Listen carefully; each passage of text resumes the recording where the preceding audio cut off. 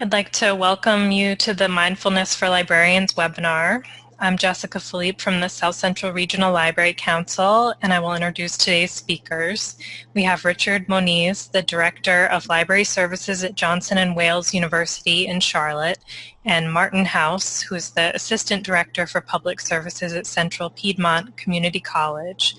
And Richard and Martin will be teaching a more in-depth ALA course on mindfulness starting in July. And so if you have any questions for our speakers during the presentation today, you can type them into the chat box and there'll be a Q&A at the end. And now I'd like to welcome Richard and Martin. Hey, this is Martin. Welcome everybody to our session. As you can see, Jessica, thank you for the introduction. Obviously, we're talking about mindfulness and engagement, and I want to go over the agenda real quick. This is to offer you a real-world kind of help and intro to this idea of mindfulness and engaging in the workplace. Richard's going to spend his time talking about meditation. I'm going to go through burnout basics and some ideas on how to engage along with the mindfulness practice. So that's a short agenda, but the biggest thing I want you to take away from this is, to start off with, I should say, is we want this to be a conversation. So while we will be coming at you with some information, we hope that in the end of all of this, we can have a good conversation about things that are on your mind, frustrations, help that you might need. And so we've catered this hopefully in a way that will be most beneficial to you. So to begin off, to start off with, I think it's important to know who we are and where we come from. So I'll start off with introductions about myself. Of course, Martin House. I've been in libraries, 25 years, something like that. I really started in 1994, working in lower ed, working in a public school. I started as a librarian, so to speak, in 1997 at Charlotte Mecklenburg Library and was there until 2010. During my time there, I went from being a librarian to a library manager. And I remember getting the job and being very excited, and my boss at the time said, "I know you're excited now, but wait till the other shoe drops." Well, I had no idea how big that shoe was going to be. So the stress I encountered because of that was almost debilitating. And I decided, I had a friend I worked with who kept encouraging me to go to this 10-day silent meditation boot camp, as we call it. It's Vipassana meditation. It was totally free, non-sectarian, non-religious. It was really about being quiet, listening to your mind, and kind of being your own psychologist, psychiatrist, so to speak, for 10 days while you start working through all the things that have been problematic for you through your life. It was very difficult. It was cathartic. It was life-changing. I was able to deal with some significant difficulties in my life at the time that I don't think I could have ever dealt with otherwise. What happened after that is I came back and was wrapped in this bubble of zen and peacefulness, and it very quickly got burst by the real world of the workplace. And the workplace stress once again became unbearable, and despite my stern idea of what meditation should be, that I should meditate 1 to 2, if not more, hours a day, that coupled with lots of other responsibilities made me kind of have an anxiety, a panic attack. And I realized at that time that I needed to find more balance in my life. So I say that because this is a journey. Meditation and the other thing, and the idea of how to engage in the workplace are concepts that can help you, but there's no silver bullet, no one solution for everybody. We have to find the balance that works for us. So after kind of having those cathartic moments in my career, the Great Recession hit, and I was lucky enough to land a job at Central Piedmont Community College Library. Once I started here, I decided, hey, I want to do this thing and become a doctor of education. And so I started at Northeastern University, which led me to my first real ever publication in the area of burnout and engagement, which led me to reconnect with Richard at Metro Library Association, where he taught a session on mindfulness, and I was teaching a session on burnout, and I said, hey, Richard, we should get together. I think we have a very complementary set of topics here. And so that's where we are now. And that's what leads us to you, and hopefully presenting you with some information that will have some real-world applicability and help you in your daily life and walk at work. So with that, I'm going to hand it off to Richard. Hi, everyone. This is Richard. Thanks, Martin, for getting us going there. Just to kind of give you a little bit about my background in terms of libraries, Jessica mentioned I've been the library director at Johnson & Wales actually for 20 years. I've been a library director for Johnson & Wales, first at the Miami campus and then in Charlotte in 2004 when we opened that campus. I've also been an instructor for the Library and Information Studies program at UNCG, University of North Carolina at Greensboro, for 10 years, and done writing on a bunch of different topics related to libraries. I have a multitude of interests. However, this one really kind of hit home, a little bit more personal, and just to kind of sort of take you through how I ended up here today. Martin had shared some of his stressors, and in my case, I just tend to be a pretty anxious person. I tend to really worry about, what's going to happen if this, that, then kind of thing. And it becomes, after a certain point, it sort of helps with planning, and then it becomes unproductive to be so sort of stressed and anxious. And in the midst of that, one of the things that was happening at Johnson Wales in the classroom was this introduction of mindfulness. There were a handful of faculty that I was really good friends with that were introducing it in the classroom and seeing a real impact with the students, where they would be able to settle down a little bit more if they would just do a short meditation at the beginning. They took it a little bit further and started exploring topics related to mindfulness and having discussions with students. So that's kind of how I first found out about it, sort of got introduced to it. And then I took one of the mindfulness-based stress reduction courses, which is really neat. It's an 8-week course. They started up in Massachusetts, but now it's pretty much anywhere. You just got to kind of look around and see where it's available. Definitely worth doing. It's sort of like a sampling of mindfulness activities and seeing what you kind of can relate to the most. I also took a Tai Chi course at Central Piedmont Community College. And then we got together, a handful of us, and wrote this book, The Mindful Librarian. And we looked at mindfulness, sort of an introductory component to mindfulness, but then we broke it down into the various roles and facets of librarianship and how we could apply mindfulness to our daily tasks. And so far the book's been pretty well received. We've talked about a lot of these topics in different contexts, and we found that there's a lot of people, and I'll get into this a little bit later, that have related to it in a deeply personal way, and there are a lot of librarians that are involved in mindfulness-based activities. And one of the ways we've discovered that was we did a survey, and again, I'll be getting to that later. We had over 600 librarians respond to our survey about mindfulness. We started a Facebook group, Mindfulness for Librarians on Facebook, which you're definitely welcome to join if you haven't already. It's the kind of thing that's just very open. If you have activities or that you're engaging in, or some kind of a question or something you want to share, you can do so in that group. We have an article that came out that was sort of a boiling down some of the tips from the book, and that's out there, and that's open access through College and Research Library News, so you can grab that. And then, again, we're going to talk a little bit more about this at the end. Martin and I have done this course once before. It was really great, especially because of the participants and their involvement. But Mindfulness for Librarians, we're going to be doing that again for ALA. And then here we are today. And we're very thankful for the opportunity to come and speak with you today and share some of this.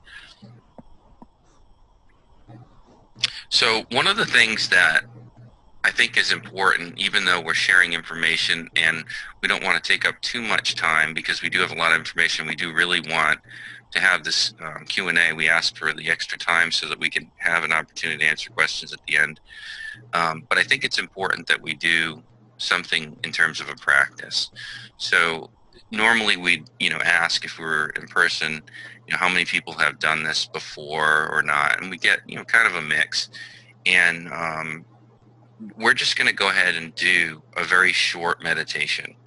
So we'll take about 5 minutes, and so it won't be very long, and just kind of try to focus and try to gather with the moment, be present, and with our breath.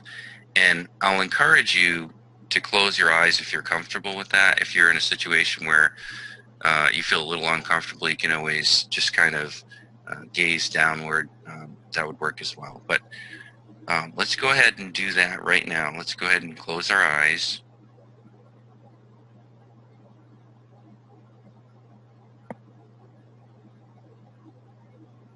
And then you're just going to pay attention to your breathing.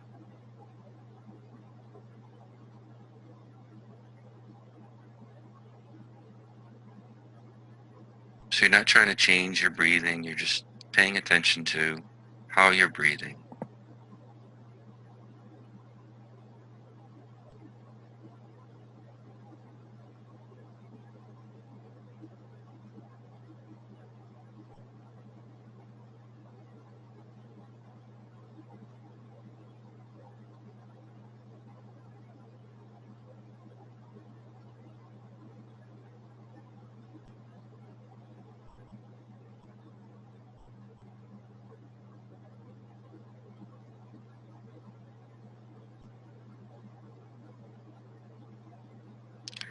And now what we're going to do is count our breaths. So we're going to kind of measure out our breathing. But again, the focus is on the breath.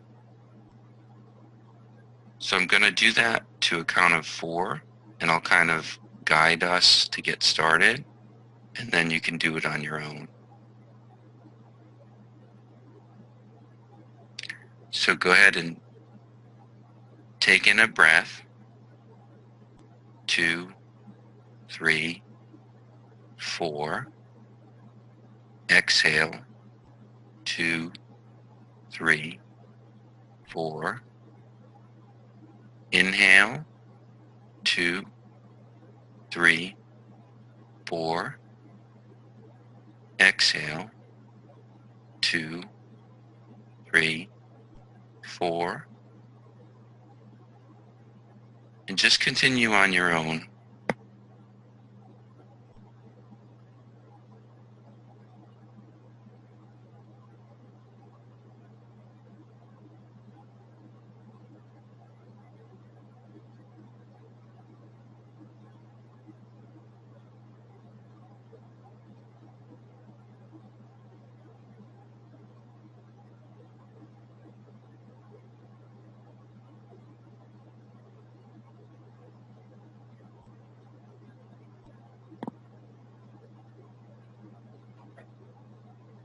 One of the things that can be challenging with meditation and mindfulness in general is that thoughts will come into your head about things that you need to do or something that happened earlier in the day.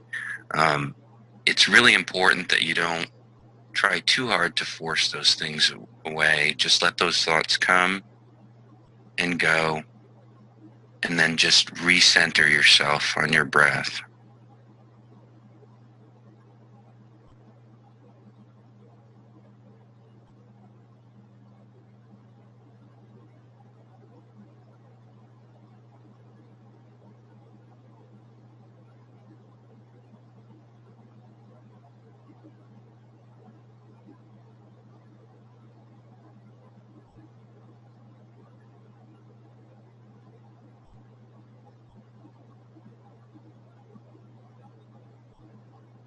And you can pay attention to your breathing wherever you're comfortable paying attention to it, whether it's in your tummy, kind of going up and down, or at your nose and mouth as you inhale and exhale.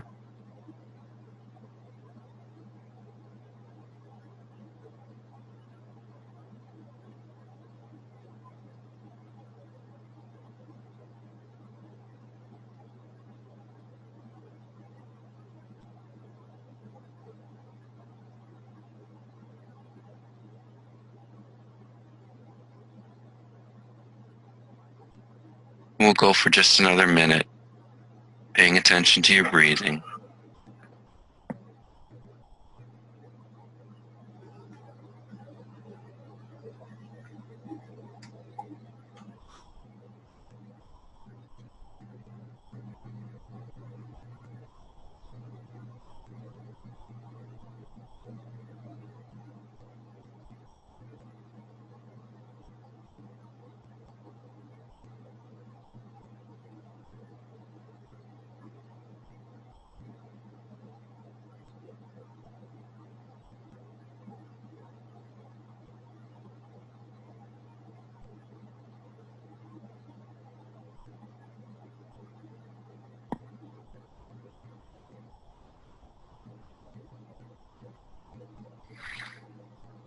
Let's go ahead and gently open your eyes or raise your gaze back to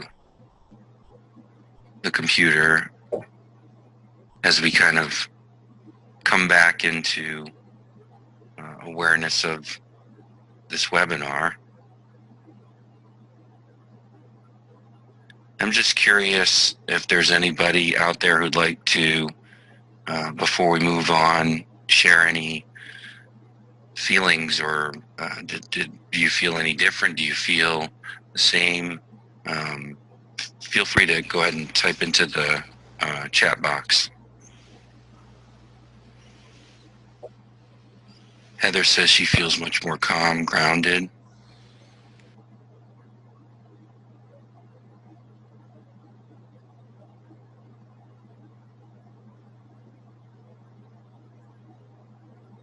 I was actually trying to breathe along too, and I think I feel a little bit more centered in the moment myself. Yeah, that's the danger. Jean nearly fell asleep. Colleen's more relaxed. 5 minutes, that's a great point, Heather.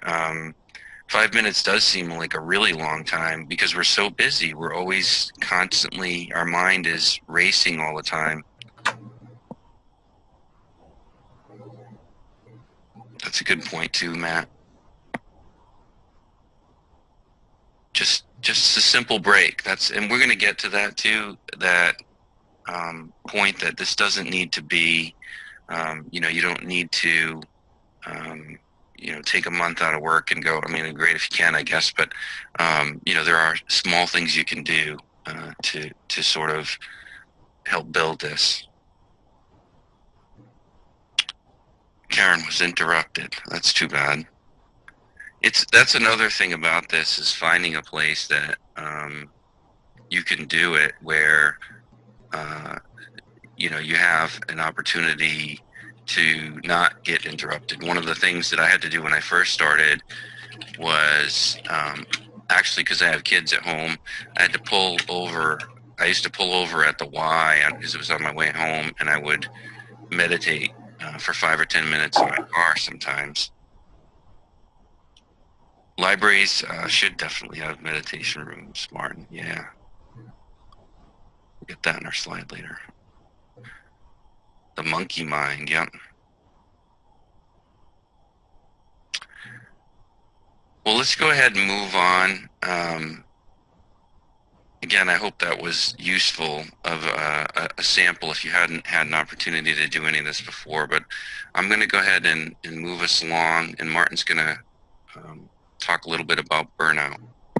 Okay, thanks, Richard. I have to say, my favorite thing about doing these courses with Richard is that I get to do exactly that. Take 5 minutes after I'm stressed out about giving a presentation just to chill out, collect my thoughts. It's a really nice way to do things. So I want to talk about burnout. and the emotional and physical suffering that it causes. The reason this is a topic of importance to me is very much like Richard. I am a very anxious person. I have struggled with anxiety all my life, and I've had to find various ways to cope with that anxiety. While I was a library manager, the anxiety and stress just increased manyfold. I had to always take work home. I took work home whether I wanted to or not. I could never let it go. And so I experienced many of these symptoms that decrease personal well-being. I experienced physical and emotional exhaustion. Mind and body is connected, and through the neuroendocrine system, the hormonal changes that are caused by mental stress have an impact on the physical body. So I was feeling anxiety, depression. A lot of people will suffer insomnia. I, along with lots of other folks who experience this, had gastrointestinal distress. I can tell you I pretty much had a Pepto-Bismol bottle sitting at my corner of my desk, and people would laugh at me for literally drinking out of the bottle. Some folks who have severe chronic emotional and physical stress abuse or overuse alcohol and other drugs. Of course, weight gain, diabetes, heart disease are all associated with it. I can tell you from my own experience, weight gain was a significant issue for me. This all is accompanied by inflammation, which can cause all kinds of havoc with your body, from arthritis to, people developing tumors. So what the literature shows are all these things, along with this whole idea of increased mortality, that the stress of the daily job can shorten our lifespan. And what I want to help us do is find a way to cope with this so that we do not allow stress to take us over. To give you some brief statistics, and I give these to you just to kind of set the context of this and how significant an issue this is. A Gallup study in 2014 called The State of the American Workforce showed that 75% or 3/4 of all employees in the United States are burned out. More than 50 of all managers are burned out. So if your manager is burned out, what is that going to do to you, right? The estimated cost to the American economy is between 450 and 550 billion, with a B, dollars. So now what about librarians? There are very few studies. There are no more than 10 studies about burnout and librarians in all the literature going back to 1982. I've read them all. And there are 3 studies that are pretty reliable that use what's called the Maslow Burnout Inventory, which is the quintessential tool for measuring burnout in the workplace. More than half of all librarians suffer in at least one dimension of burnout. The dimensions of burnout are emotional exhaustion, cynicism or depersonalization, and low performance. Guess which dimension was highest rated? Emotional exhaustion. And the well-being for librarians in the workplace is critically low. So you can go on the next slide, Richard. What does this mean? What does this cost us, right? I talked about the physical well-being, our physical health. Well, we have increased sick days, which means we blow through our sick days in a year. If you work in a place where sick days and vacation days are split up, you might come to a situation like I am right now where, I have to tap into my vacation days to cover sick days. What about the employer? The employer has increased health care costs. But what about you as the individual? If you have to go to a doctor a lot, I would venture to guess that you have quite a few doctor bills piling up that the insurance won't cover, right? Reduced productivity. We suffer from this if we feel exhausted and feel withdrawn from the workplace. And this reduced productivity is a symptom of, but can also result in us feeling less proud of what we do, feeling like we're a less than employee. This can lead to general life dissatisfaction, lack of fulfillment, along with just feeling unfulfilled in the workplace. Our self-efficacy can erode. Our personal esteem can erode. So this all culminates in this idea of health impairment. And I want to reiterate the importance here of the underlying inflammation that can lead to increased mortality, because it really is our health at stake. So, Rich, you can go ahead to the next slide. So I want to drill down to the essence of what is burnout and engagement. And I created I made an attempt here at creating kind of a mathematical equation. So burnout is split up into these two ideas: job demands and job resources. And what I'm trying to do here is build an awareness for you to help you think about these issues as you go through your daily work. So job demands are the thing in the workplace that cause stress. These are pressures, work pressure, cognitive and emotional demands, role conflict in the workplace. You have a job description that says X, but you're expected to do all these other things. You may have a lot of responsibility with no authority. That might sound familiar to you. I know it sure does for me. And you also may have just a variety of hassles and red tape you have to cut through just to get your job done.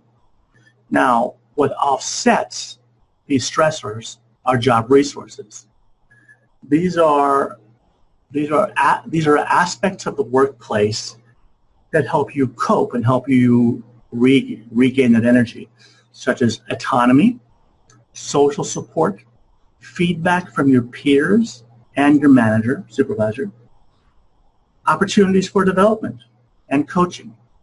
So if you have these things, these other aspects of the work, of the job in place, if you have enough autonomy to kind of work on the job as you need to be successful, if you have the requisite social support, if you get the feedback that you really need to have, and if you have the opportunities to develop and someone to go for advice, as an idea of a coach, someone to help you through these large challenges in the workplace, these are resources to help you recharge your batteries, to feel better about what you're doing, and simply manage the stress that's incoming through the job demands. So the last thing about job resources is that you are also somewhat in control of these. Through self-efficacious behavior, by being more proactive and by having more optimism about where you are, you can also increase your job resources. I'll now get into that later. So well-being in the workplace equals that your job resources are greater than your job demands. And that is to kind of set the stage for what I'm going to talk about later on, but at this point I'm going to hand it over to Richard.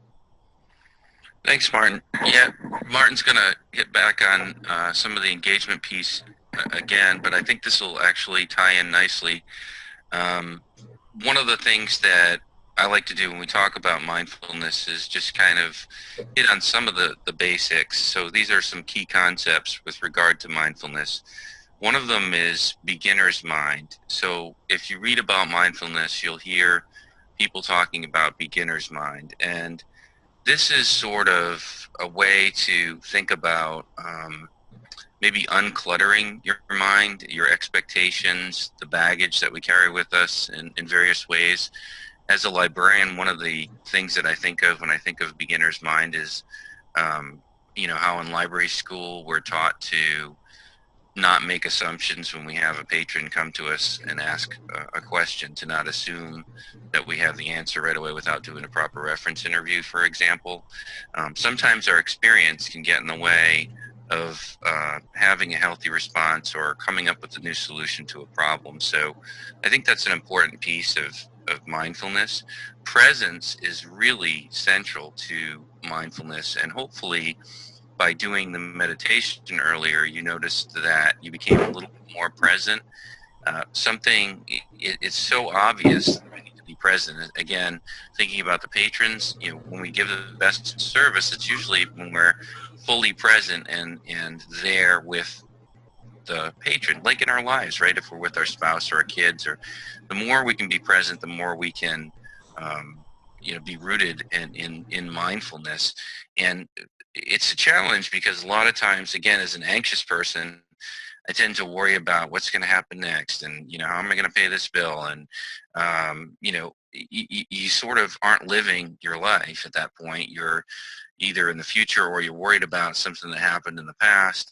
So one of the things that's important about mindfulness, and I'll get a little bit more into this in a moment, as far as our library work is concerned, is being present is important.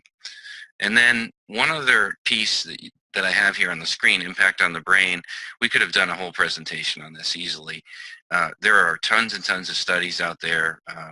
I am sort of a natural skeptic, and one of the things that really impressed me was the body of literature that exists that shows that actual changes to your brain can occur through the practice of mindfulness. And another piece of that sort of side component that's really important to understand too is that changes in the brain have been documented not just with experienced meditators who meditate, say, for hours a day, but people that do it on a limited basis, even for 10 minutes at a time. They recognize significant scientifically noted difference in how rooted they are, their attitude, so forth.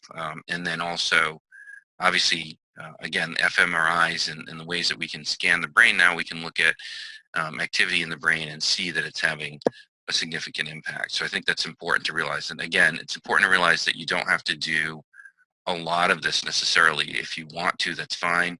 But even just taking some mindful breaks can help.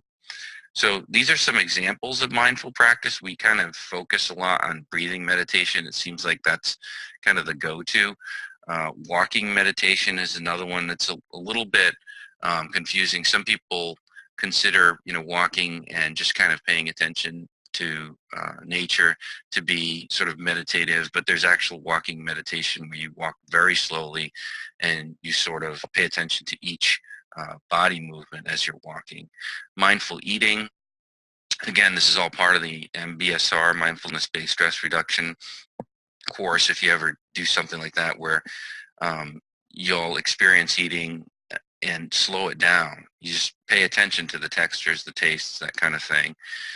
Visualization meditation. One of my co-authors on the book is a psychologist on the Mindful Librarian book, and he likes to lead. He also has a practice. He teaches at Johnson Wales and has a practice on the side, and he uses visualization meditation with his patients a lot, and he finds it helpful. Tai Chi, yoga, those are options if you like to move around a lot while you're being mindful. So there's a lot of different options. I think one of the things that I wanted to get across in this particular sort of slide is that, one thing, it's not one thing or nothing. There's a lot of different options for engaging in mindfulness. So where do we start building this into libraries? Well, the first piece is looking at mindfulness in education. And one of the things that struck me when I started looking at this was just how much is going on in education. I'd be surprised if most of you folks out there haven't heard of at least some kind of a program or class. There are, as I had mentioned at Johnson and Wales, faculty that will do short meditations with students. And in fact, we had commented earlier about somebody had commented about the room. This room on the picture on the bottom right is a room that we use for meditations, and we actually have every week we have a 20-minute slot set aside on. It's been alternating days. Sometimes it's Tuesdays, sometimes it's Wednesdays, and we have a few students show up, sometimes a couple faculty, and we just do a short meditation. Some of the faculty have started doing this in the dormitories, and they get a little bit more participation when they do it in the dormitories in the evening than when we do it in the library during the day. But it's something that we've put out there and had. Another thing you see on the screen here is this Faith and Spirituality Festival that we had at Johnson and Wales in 2014. Unfortunately, the Arts and Sciences faculty, which kind of drove this, went a little bit in a different direction last couple of years, but we're hoping to get back to this again. Actually, next year we've had some discussions, but on a given Saturday morning, our library didn't open till, our normal hours begin at 1 o'clock. So what we did was have the morning cordoned off for just this mindfulness sort of introduction of these mindfulness-based activities kind of thing. And we had about 25 students show up, and we had various faculty and staff do some of these activities you can see on the screen: yoga, meditation, team meditation, so forth. And the neat thing about this too was we had a bunch of books and some DVDs and things associated with mindfulness that we were able to put out, and when the session was over, students were able to check out materials associated with this. And there are entire programs now at universities, in addition to sort of just this sort of lighthearted involvement, you can actually get involved in a degree program that's associated with mindfulness. And there are groups. There are groups on campus. In our case, we have, it's called the Campus Breathe, and we get together and we talk about mindfulness. And then, like I mentioned, there's that mindfulness group on Facebook, Mindfulness for Librarians, that you're welcome to join. It's a closed group. We didn't have it so that anybody can join, but we'll let you in if you just put in a request. So digging in a little bit more into librarianship or library work, and we did a survey in 2016 to look at how mindful librarians were, how sort of engaged they were in terms of mindfulness in the topic. We had 629 respondents, which we were pretty excited about. We were writing the book. We looked at the fact that we hadn't really gone out and felt how prevalent this was. So this is something we wanted to do, and we were really happy that we got a good number of respondents from all types of libraries. So again, 78% of librarians had tried at least something related to mindfulness, and this was sort of a shocker. 26% of the librarians that answered our survey indicated that they spent 2 hours or more per week on mindfulness-based activities. Now, we did see some differentiation in that. For instance, school librarians were much less likely to spend a lot of time, I think because of the special pressures that they're under. But it wasn't something that was foreign to librarians in general. That was kind of neat to see. And then these were some of the common things that we saw people were doing: were breathing meditation, walking meditation, and yoga. So this data, I really found this interesting when we chunked this all out the first time and broke it down based on feedback and comments from all these individuals that participated in the survey. Workload and time management were by far the biggest stressors. So again, we wanted to sort of tie mindfulness to stressors. We haven't gone into it into the depth that Martin has, but we looked at sort of what are the stressors that we're facing, and what would be the sort of reasoning to kind of push this idea of being more mindful. So workload and time management, 38% of the respondents indicated that was their biggest stressor on the job. And you can see on the third one there, 9% indicated instructional workload. So they were very specific about instructional workload. But if we combine those two, obviously you can see it's even more weighted. Colleagues are an issue. So I think that speaks to sometimes we have interpersonal challenges and things, and this would go off on a different tangent, but I think it's important to develop relationships and to be mindful of how we are with our colleagues and one another. And then patrons, right? Patrons sometimes were stressors, especially sort of problematic patrons. How do we stay mindful when that patron's being aggressive or disputing something with us and not even allowing us to sort of help them and meet their need? And then just to kind of point out a couple other things there, supervisors, administrators could be an issue, and short deadlines. Short deadlines were, again, just to point out a difference, it was 7% among the librarians, but it was huge. I think it was double the percentage when we looked at school librarians. We sliced that group out. So, you know, there's some commonalities in terms of the stressors that librarians face and their approach to mindfulness, but there's also some differences depending on the type of library. So this is just an example to give you some sort of an idea as to, okay, so you're talking about mindfulness, you're talking about being present. You know, this is something that everybody could benefit from, whether you're a librarian or not. So why is this, or how does this you know, boil down to a librarian? How can I help? How can this help me as a librarian? And so I think one of the roles that's easy to sort of make the connection with is reference. And I've already made a couple comments in relation to this, but you can see the bubbles there are actually from the Reference and User Services Association guidelines, the behavioral guidelines for good reference. And you look at those: approachability, interest, listening, searching, and follow-up. All these things are about being present, being there with this patron in front of you, or on the phone, or trying to assist somebody by email. However you're doing it,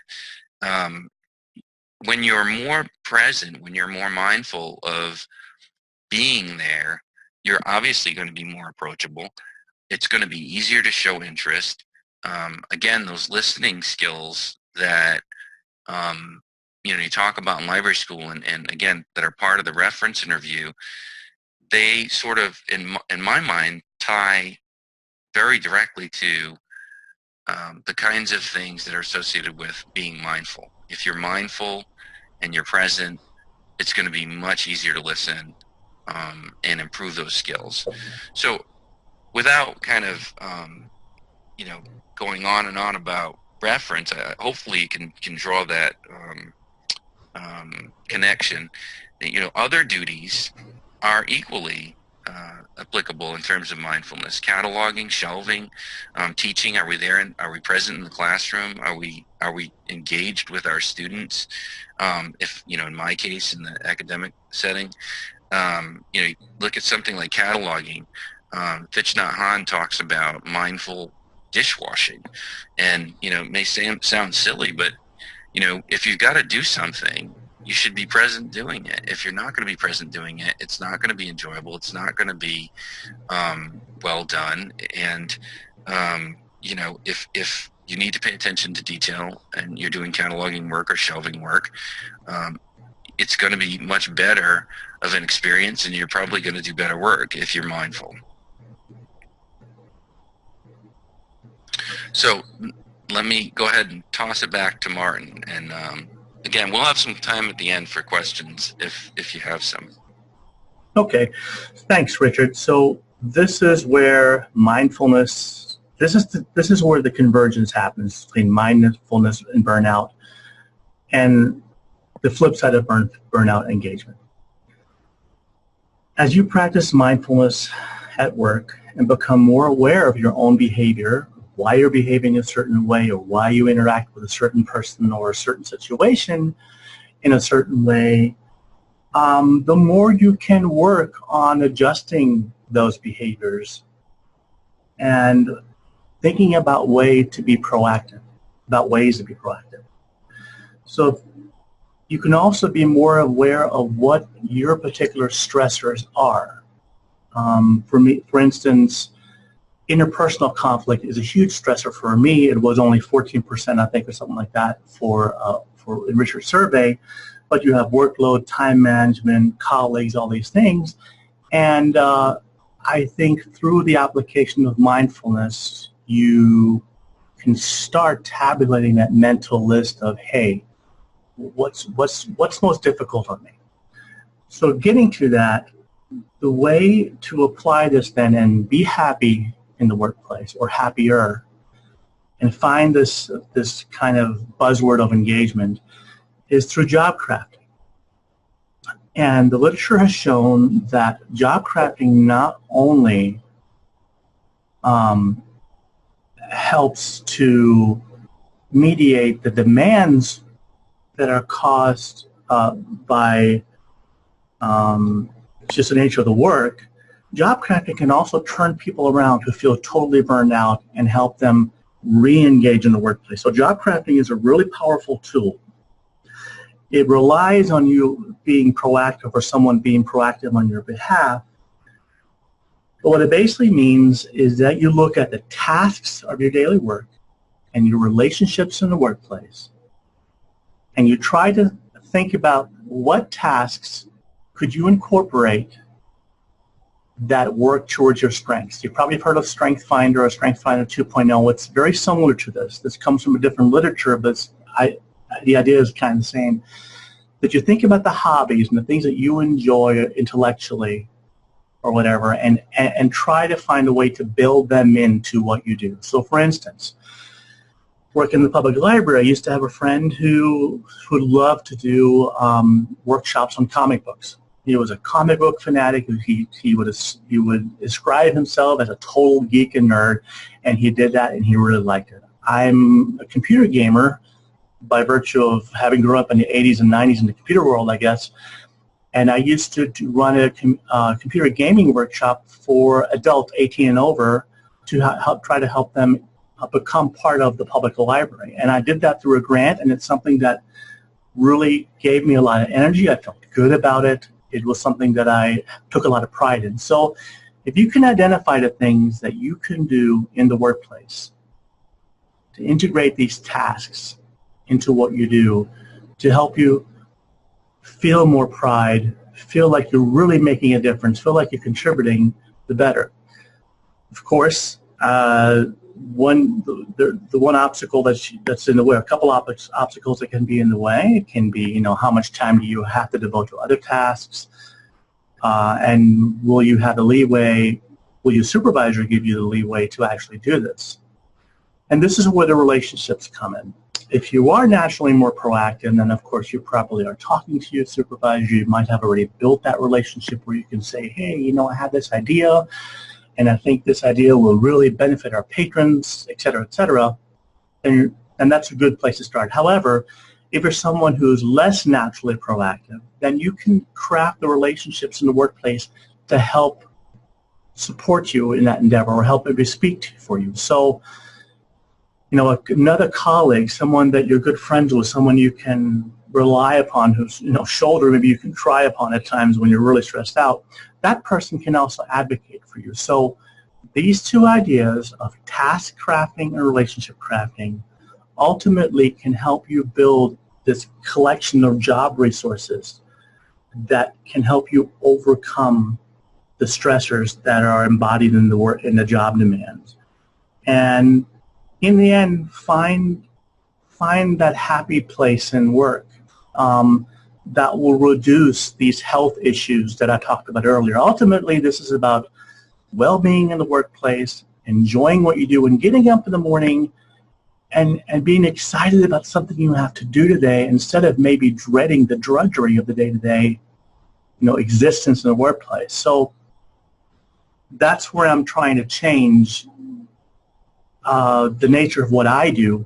I spend a lot of time beginning of every year trying to reassess, what am I doing that I could stop doing, what things would I like to bring into my daily task, and I actually have a conversation with my supervisor about that, and I'm usually pretty open, and I actually think that libraries are a very unique place of work where we can actually do this easier than in other jobs. If your job were to work on a production line day to day, you don't have a lot of ability for task crafting and maybe even relationship crafting. But as libraries, we embody the world of knowledge, the world of understanding. And so I think there's a lot of opportunity for us to engage in job crafting. So I would encourage you to think about that, and as you think more about mindfulness and trying to be in that moment, even if you're only in that one moment once a week, that's a big home run. Maybe that will help you to think more about why you behave the way you do and how you interact with others and why, and help you work on this process. So that's kind of a long and short of it. There's a lot more to it, a lot more I could go into, but we really want to have time for questions at the end. And with that, I'm going to give it over to Richard. Sure. Thanks, Martin. One of the things we wanted to just kind of hit on too was this course that we do through ALA that's going to be starting up in July, and just kind of give you an idea about that. It is, you know, a pay course. You have to pay to be in it. So, you know, we don't want anybody to feel like you can't access us directly. If for any reason you can't take the course, you can definitely reach out to us, and we can share information with you and answer questions as well. But the course is pretty interesting. It runs 4 weeks. We have some short videos that we've created that sort of cover a tiny bit of what we covered today, but in a lot more detail. And we do have a lot of readings. It's fairly intense, almost like a mini course, like a real course for credit, because there's a lot of readings, and the discussion, if it's anything like it was the last time, was really intense. And we had a lot of great ideas that came from the participants, and just so much more than we could have ever even provided on our own. So that was pretty exciting. So you have the information there if you're interested in looking into that. And that will take us, we got here a little bit quicker than I expected, to the Q&A. So I'm going to start out just by, there's a question from Sarah that's been sitting there about chat reference, and my only suggestion in that, with regard to chat reference, because I do feel, as you're sort of indicating here, that when you're at the reference desk and you're trying to do chat reference, it takes away from the face-to-face reference at times, or it's kind of hard to juggle the two. One of the things that our Providence campus did, Johnson Wales has 4 campuses. It's Providence, Denver, Miami, and Charlotte. And I'm in Charlotte. We're the second biggest campus, but Providence is much, much bigger. And they found that they were getting so many chat reference questions they couldn't really be present with both groups. So they created a separate chat reference schedule that allowed for people that weren't on the desk to be in chat reference. So, you know, I don't know if that helps. If you have enough people that you can do that, that's certainly an option. But it is distracting, and we do have a lot of different things coming at us, and that's another big challenge about, you know, trying to be mindful and, to Martin's point, not being stressed out about everything that's flying sort of different directions around you. And I'd like to also chime in on something on the chat reference. I've been, or had been, involved in chat reference since the very early days of it in the public library here in Charlotte.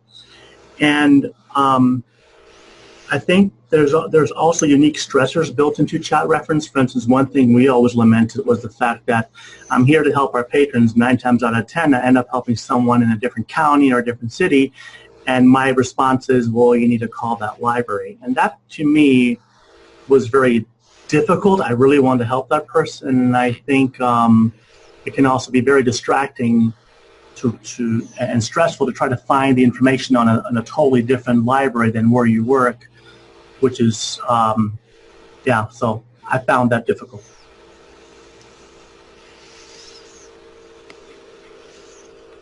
So what other questions do you all have? Does anybody have anything they'd like to share? And if you're typing in questions, there's a drop-down menu where you can select to chat to all panelists and attendees so that everybody can see your question. And Mary Carol had shared that in New York State, the Ask Us 24/7 chat, just lost it, require librarians are not on a face-to-face desk at the same time.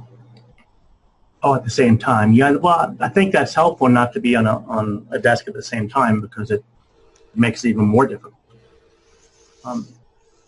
Sarah C. asked a question about how would you approach bringing some of these practices to work with teens. Richard, do you have any ideas? Particularly on teens? Well, I have trouble with my own teen at home.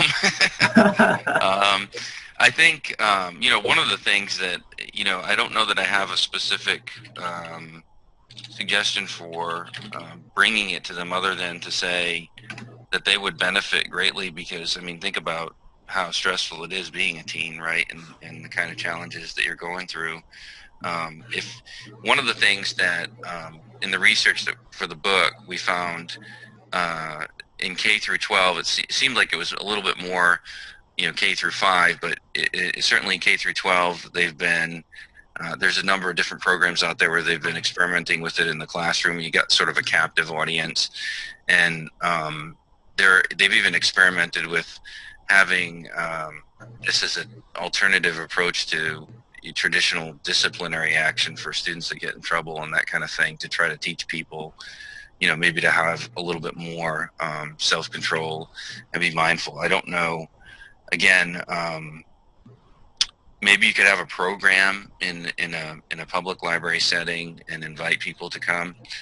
It's a little bit, I guess, again, in K through 12 where you kind of have a captive audience. And then I think in some of these cases, even too, some of these programs it's a situation where the parents have been brought in as partners with the school to understand, what all it entails. And so to be encouraging to the, in this case, the teen, to take advantage of the opportunity. I just posted a link in there, childrendharma.org. Dharma is where I learned my meditation practice, and it's changed my life. I'm not saying it's the end-all, be-all of everything. You might want to give it a look. It has specific sections for children's, teens, and parents. I don't have a good answer about teens, but Richard, we had another question about how responsive do you find library management to the concepts like creating opportunities for mindfulness for staff and patrons? You talked about that, right? Yeah, I did some writing, actually. I published a chapter in a book that what I had done is I reached out to 4 different senior administrators in academic library settings and asked them a variety of questions, sort of interviewed them. And it was a little bit mixed. There's a lot of sort of sympathy towards trying something, but then, for instance, I had one individual who was a library director who felt a little bit uncomfortable that she was sort of concerned about making this feel like it was being pushed onto people if they were uncomfortable with it. But I think awareness, just general awareness, and you do have some administrators that will just say they're just not going to be open, unfortunately. But I think most librarians will be, especially when you look at what's going on.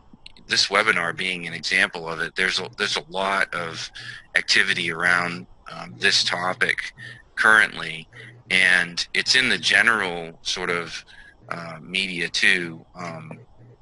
Trying to think of the book. Was it 10% Happier?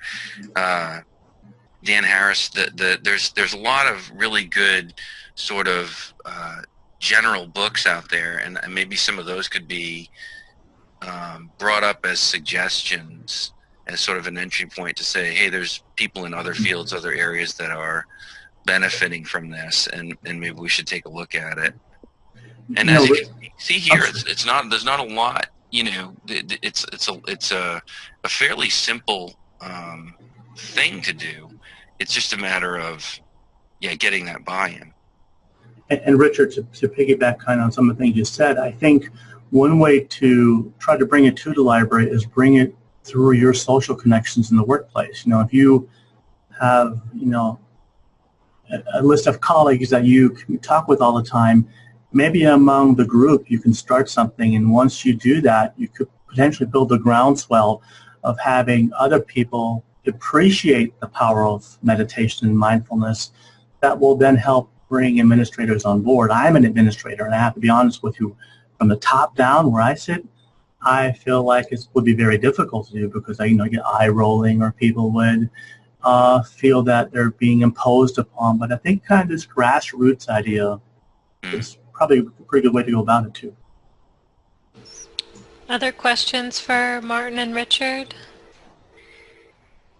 There had been a comment earlier, and I want to reiterate this as well. Somebody shared that it was really refreshing, comforting to hear that both of you suffer from anxiety. So I just wanted to thank you both for sharing such an honest background. That's great. And I think especially in the context that the public perception of library work is that it's not stressful, which we all know is not the case, but I feel like that's the attitude towards library work.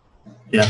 Well, and I think that, you know, the funny thing is, you know, doing these talks and writing about it and everything too. I mean, mindfulness is not, you know, that's important to me, sort of, to get that out. That, that I struggle with this all the time too. And even with awareness, you have to kind of keep bringing yourself back. You're not going to be mindful all the time, but you can, by being aware, be more mindful than not. If you kind of make the effort. And I think, especially coming from the perspective of somebody who has had some issues with, again, the anxiety and stress, and then knowing that this made a difference for me, and knowing that, I'm not just saying that, my wife will say too, my wife's a librarian as well, and she noticed a difference in me, and actually that's why she ended up getting involved in some of this activity. It's just helpful. And to Mary Carol's comment there, the phone, you know, it's interesting because there's apps you can put on the phone that help with meditation and being mindful, but the phone also can be a huge distraction. And I think our whole lives are full of just, you know, so much distraction these days that that we need this. I think, you know, we have our phones and you know, our TVs where we can, you know, wirelessly watch anything we want now, and just so many different things being thrown at us that, you know, reminding ourselves to kind of be back in the moment is important. I agree. And, you know, Richard, I think back now, I had a 10-day meditation retreat back in 2002, and it was no phone calls with anybody. You couldn't talk to anybody. You weren't even supposed to even look at other people for too long. You're supposed to just kind of stay in your own mind. That was one of the most difficult things I ever did was not being able to communicate with the outside world. Being silent was fine. And that was before before I really had a smartphone. I think we all suffer from this. As a matter of fact, when we go out to eat, I have to always kind of tell my wife, come on, can you just put Facebook down? Can you just put the emails down so we can talk? And I'm the nerd in the family, not my wife, you know. But one thing that also think about is the idea of anicca, which means impermanence. This too shall change. And I think about where I am right now and where I was, you know, 3 years ago, where I might be. I want to encourage you that wherever you are right now with meditation or looking at your phone or being mindful, don't beat yourself up about where you are. This is a journey. You get there one step at a time. You know, this whole thing about Anderson Cooper made me really think about that. You know, he was, as Mary Carroll said, he was doing an interview and realized he was looking at his phone a lot. I've been there too. I have to force myself to, you know, today is not a day I'm going to act like the Pavlov dog and look at the phone all the time. And I have to remind myself not to beat myself up if I do it, just to be aware of that I'm doing it and try to work on it. Does that make sense? That I'm, you know, it's a journey as with anything else, and I think mindfulness can help with that. And Well, you know, one other point that you just brought up that I think is worth reiterating to everybody here too is don't beat yourself up. I did that in the beginning. I would be like, I'm doing it wrong. And I'd get just frustrated, and that defeats the whole purpose of doing it. So go easy on yourself when you're trying to do.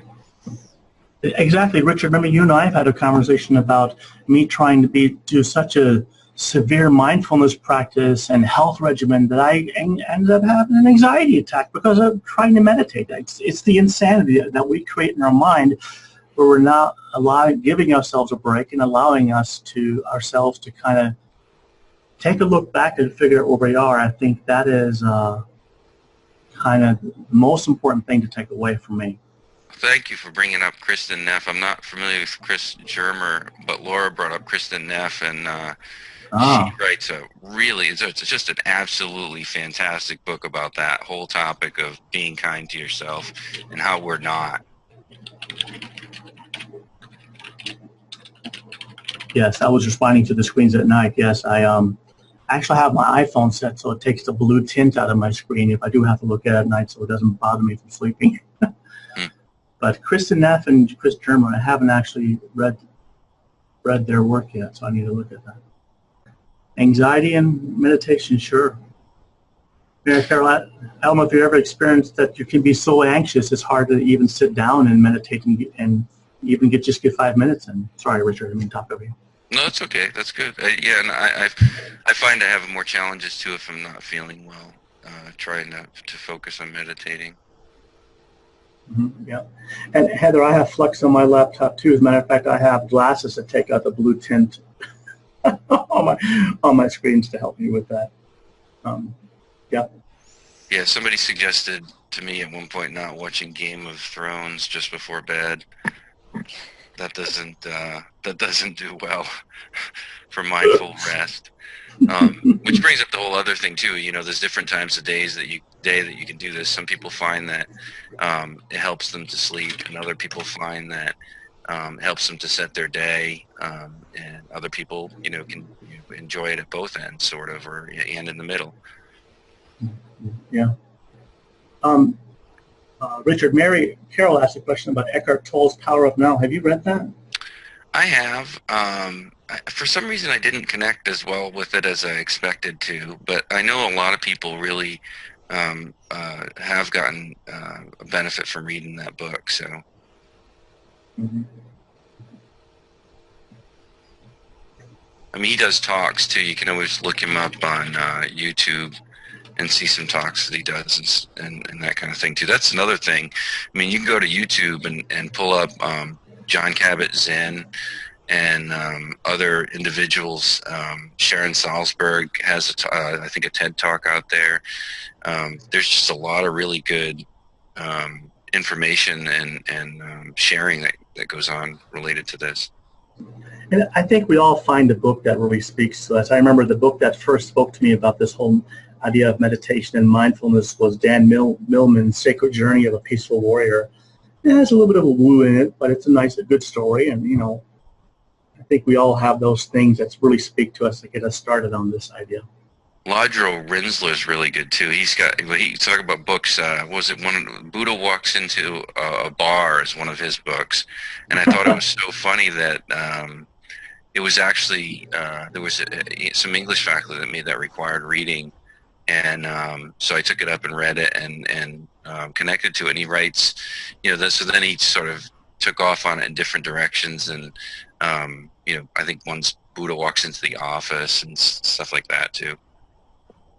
I guess I have a question for the participants. Do you feel like what we've covered today is going to be some advice that will help you in the coming weeks, months, years? I'll say I really like the idea of job crafting, and there was an article in American Libraries just recently kind of on the same topic from an author of a book called Renew, I think it was Renew Yourself or Renew Your Career. And it was on that same topic. Mm-hmm. Yeah, job crafting actually comes from research that's called the JDR, Job Demand Resource Model. It's very prevalent in that. I'm going to type my email into this chat box just so that everybody has it too, because we didn't do it on the slide. If anybody wants to shoot not a an bad email, idea. If you have a question, you can always. Yeah, I'll do the same thing there. Touch base later on, too, if you want. And if you have any questions about job crafting and that sort of thing, please feel more than for you to reach out to me. It's something I've been working on quite a bit. It's what my dissertation topic is centered on, really, this JDR model. So I'm more than glad to give you any advice or information. Well, thank you both so much, and thanks everyone for joining us. So I'll be sending out a link to the recording later this week, and I'll try to include some of the resources that Richard and Martin shared with us today. Well, thank you. Thanks for having us. I very much appreciate the invite, and it was nice being given the opportunity to present our information to you. Yeah, definitely. Thank you. Thanks a lot. Thanks. Bye-bye. Have a good day, everyone. Yep.